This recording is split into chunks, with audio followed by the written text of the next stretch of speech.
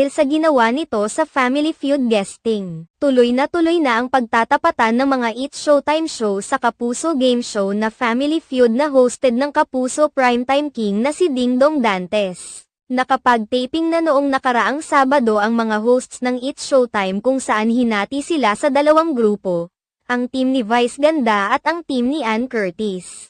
Ayon naman sa mga sinasabi ng mga reliable sources, labis na nag-enjoy si Dingdong Dantes at mga staffs ng Family Feud sa paglalaro at pagbabardagulan ng mga It's Showtime hosts sa kanilang game show. Ito rin umano ang dapat abangan ng mga manonood ng Family Feud. Ang masayang paglalaro at pag-ookrayan ng mga hosts ng It's Showtime lalo na ang mga bagong punchline ni Natiyang Ami na nasa team ni Vice Ganda at OG Alcacid na nasa team naman ni Ann Curtis. Samantala, ibinahagi na ng official Facebook page ng Family Feud Philippines ang teaser ng paglalaro